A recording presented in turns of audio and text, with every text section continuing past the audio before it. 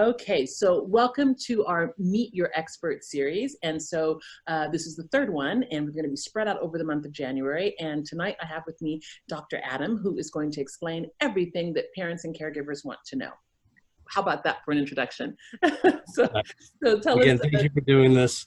I'm Dr. Adam Pletter. I'm a clinical psychologist, child psychologist outside of DC, Washington, D.C. Metro, Bethesda, Maryland. I run a full clinical practice working with lots and lots of families with a host of issues in terms of parenting, in terms of childhood.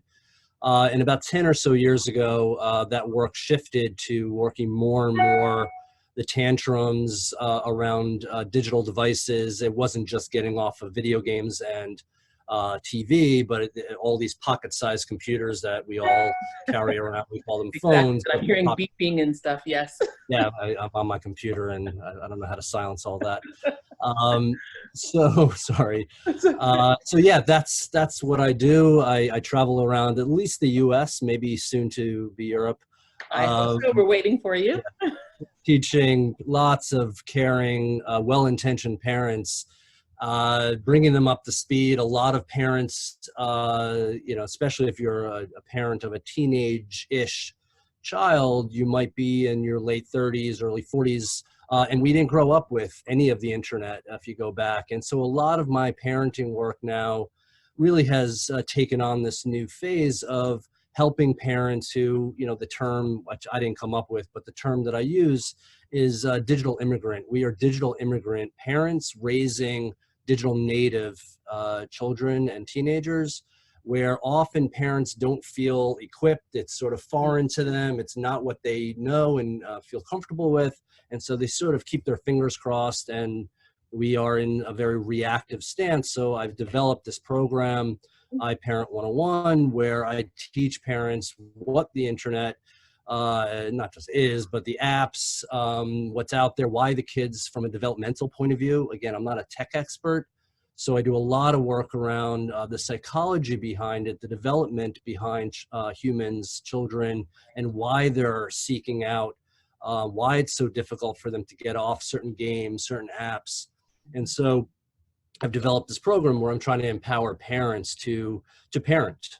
Parent is a noun for sure. We are parents, but it's also a verb. And so I do a lot of trying to empower parents to be able to parent in this overwhelming, confusing culture. Exactly. You just said there was a key word for me there. You mentioned games, and if I'm not mistaken, you have a Fortnite group, or at least you used to. How's that going? Yeah. Well, it's interesting. A year ago, September, I was on Good Morning America because I developed this support group on Facebook for parents of children who played Fortnite. And at the time, if you could remember back, for any of you families who kids play Fortnite, some of you probably are still having it in their house. This definitely has come down. But the group hit, I think, 2,000 members, international.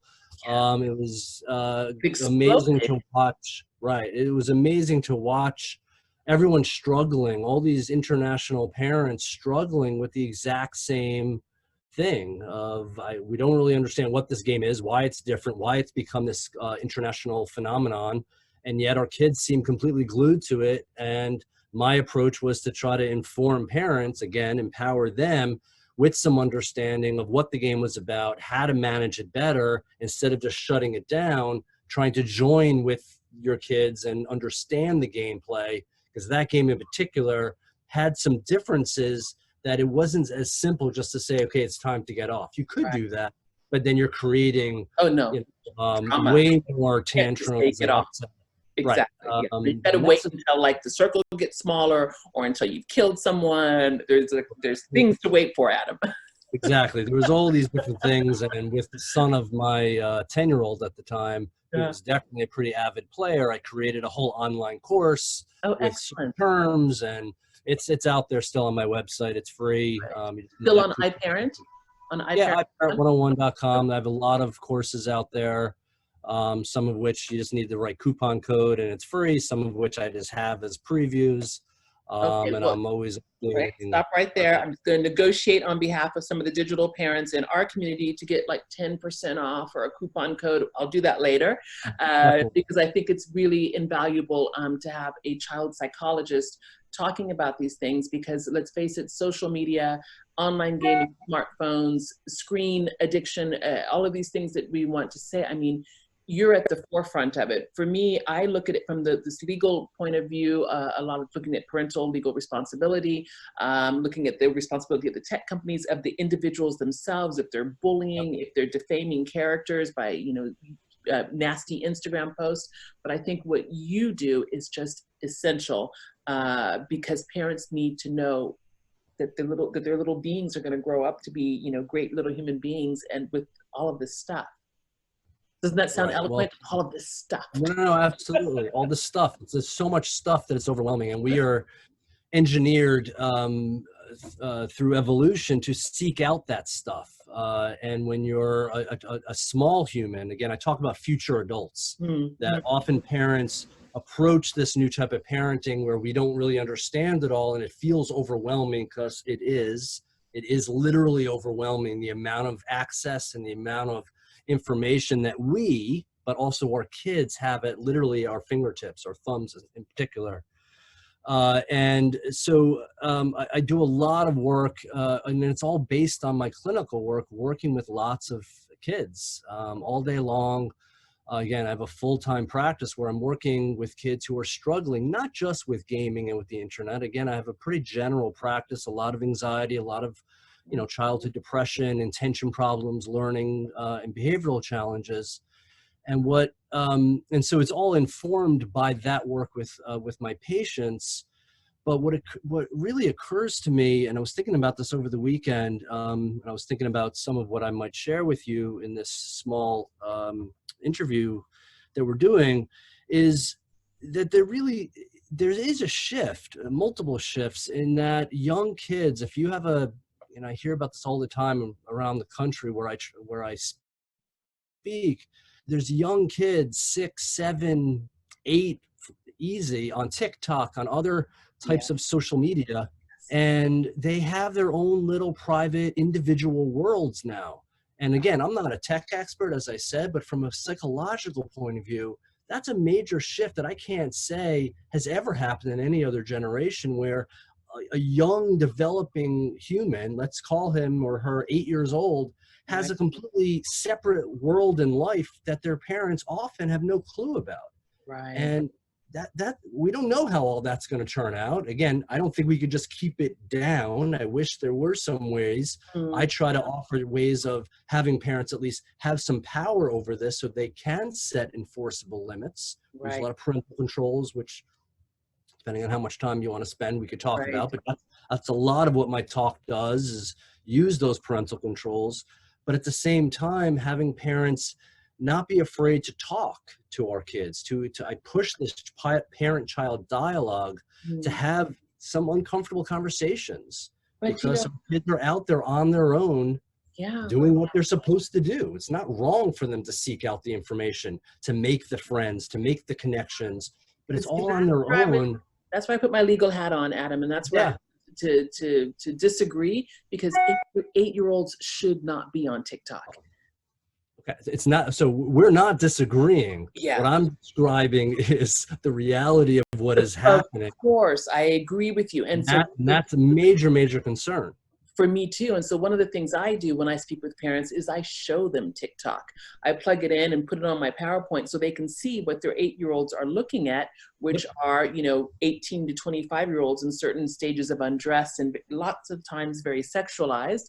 And they all say, oh my gosh, we didn't know. So I 100%, I'm with you right there. I do think that that it is so important for parents to understand. But again, I feel like you have so much more force and strength to empower them because I won't say what the damage is, but we can see a healthy development of a child, and we can see when they start curving and going off the path.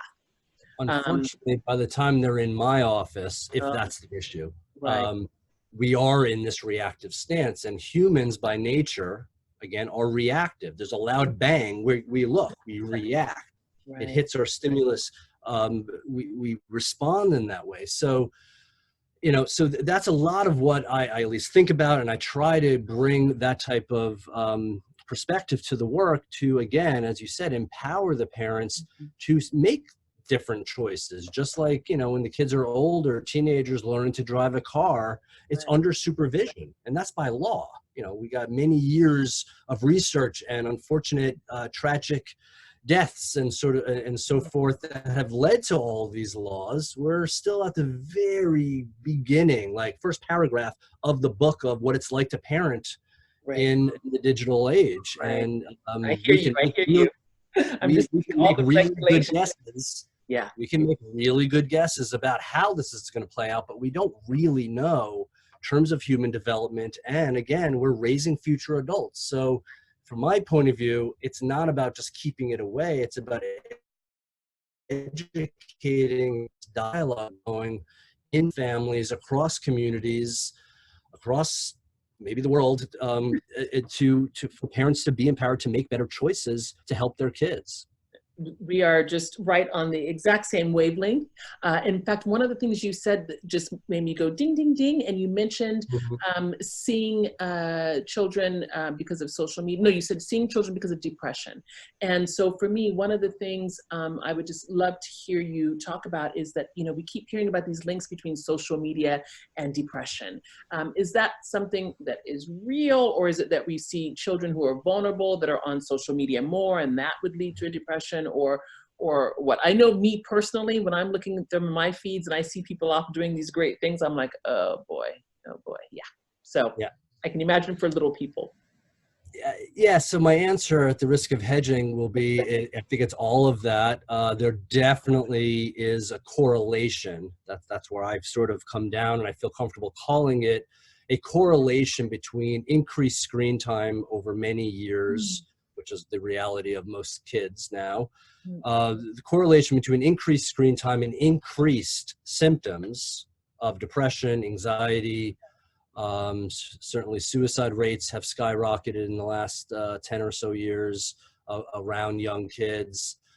Jean Twenge out in San Diego, I have her book up here, iGen, I won't pull it down, but has done a lot of this research. And so I sort of point to her work a lot. Controversial at times that it is. I'm bring that up, the controversy, but actually just a quick little aside on that is that even though there is a lot of controversy, I've heard other experts, notably Andrew Shubulski in London or Oxford, I can't remember, sorry, Andrew, and he was saying that, just that there was a problem with the methodology, but that doesn't mean that just because she came to a certain conclusion that there aren't wolves in the forest. It's Definitely. just that we weren't shown any of the proof that the wolves are in the forest. Right. Well, I could tell you that in my office, it's a small forest, but there's definitely, and again, in the workshops that I do around the country, and in my own personal experience, just sitting and staring at any size screen for long periods of time, right, had an effect on the brain and on humans. Sometimes, like, I'll sit on my couch and I'll just be going through different things, even for work, right? And my hand will fall asleep, like, and that's a huge reminder to me, like, oh yeah, I haven't moved my hand and it's been up like this for the last 20 minutes. Right. That's not how I was designed as a human. Exactly. And so just on a really tiny level like that, there is an impact. And so, to your question, to me, there's an impact, clearly. I can't say one is causing the other, but there is a correlation. And when I mean correlation, I mean there's a relationship. Increase this also is going up at the same time. Is this causing this? I can't say that, but it's such a strong correlation in my personal and professional experience that there's something there, and I'm trying to do my part in at least educating parents out there that there are ways of managing this. It feels almost impossible. Sometimes it really feels impossible, but I know it's almost impossible to raise kids in this world. And so that I'm out there helping, and it's not a straight line up. I wish it was, oh, this is all you need to do, it's easy. It's not, but it's not all hope is lost. It really, with a couple of specific areas that tweaks on the devices and tweaks in pushing yourself to talk about uncomfortable topics is really the key. Topics like pornography, topics like cyberbullying, and just feeling super connected to potentially thousands of people, but feeling less connected. Really, you have the connections, but you're feeling more alone because they're more superficial. Human beings are supposed, there's something to visiting someone. I don't think that's just going to go extinct. At least I hope it's not, at least in my lifetime, that there's something about the face-to-face. Like, this is better than talking over the phone to me. But talking over the phone where there's timing involved is better or different than texting. Right. And or on Discord, where it's all text, it's all, and so, there's a lot of layers here. I don't want to go too deep. No, this is fantastic. You're giving us some depth. But okay, so Dr. Adam, I have one question, which is, what is your number one tip for parents and caregivers? So I don't want to repeat what I just said, so I'm going to come up with a second. My number one tip. My number one tip is the parent-child dialogue and having that relationship. Okay. Number two tip, I'll be brief, is to, I know it's hard. I'm wondering. is to, for Apple at least, to set up the family sharing as early in your childhood's path as possible. Family sharing gives you the ask to buy, which forces the dialogue. So it all comes back to the parent-child dialogue, which is the same as any other generation. Parenting is parenting. This is just a way more complicated landscape to parenting in, but it is the same parenting. And that was your notification. That wasn't my timer. That was your notification beeping. I'm sorry. I got too many things beeping. I'm just teasing. Okay. It's the middle of my day here, and I think people are trying to get a hold of me, but sorry. So then my last question then is that if people in our community, if they want to speak with you, do you do any sort of online consulting? I know you can tell us about iParent 101, about the courses, the Facebook support group. Tell us where they can reach you and get a hold of you to get more. I'll be very brief. My website, I don't believe you. Yeah, iParent 101, it's not easy for me. I talk all day. And then when I go home, I'm silent, so it's even stranger. iParent101.com is my website. If you wanted to email me directly from there, you could click on it, but it's info@iParent101.com. I think you have all the other links. For social media? Yep, I do. Yeah, what about all iParent 101? I'm sorry? What about any books or anything? No, not yeah, I'm referenced in lots of books, but I have not carved out the time to write one. I have several in my head. Like, as we all do.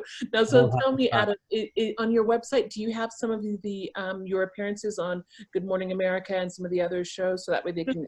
There's clips. Okay. Yeah, I'm sure they could be Googled, but yeah, on my website, I think on the front page, I have the Good Morning America out there, where I talk about the fortnight again, and in various other places that I've been. So I was going to say, Fortnite has not gone away. My boys are 10 and 13, and it's back. I was so excited when there was the blackout and the asteroid or whatever, and everything was destroyed. I was like, yes. And then no. And then it came back even stronger with Star Wars. But yeah, that's absolutely true. But it's not as stronger. It was pretty brilliant of them with the blackout, and again, this is all by design. Yeah, it brought us back in. My son went back on, and then, but at least from what I can tell, it's not at that fever pitch like it was. So that means we can play and have breaks. That's good. We can have the balance. I like that. Balance is an ever changing. To balance, you are adjusting constantly. It's a constant state of adjustment. So seeking out this balance is really key. And I just thank you for having me on, and I'm happy to help. I try to go onto your page and offer little things here or there. You do a great job. But don't worry. Whenever I know something that's right in your area, I always tag you. So don't. Yeah, and I do my best to get to it. No, we appreciate it. the balance is not easy. My last thing that I'm going to say to you for Nobody the believes people you. watching, We're gonna be on people watching, this is my last. This is it. I swear. I promise. Life is about choices, and life is about regulation. And the internet and the digital world, amazing as it is dysregulating by design. Because if you're dysregulated, you're more likely to go forward into the thing that you want. And it's a never-ending supply of amazing content on demand. So for our young kids, it's helping them to learn to regulate is really what I'm pushing for.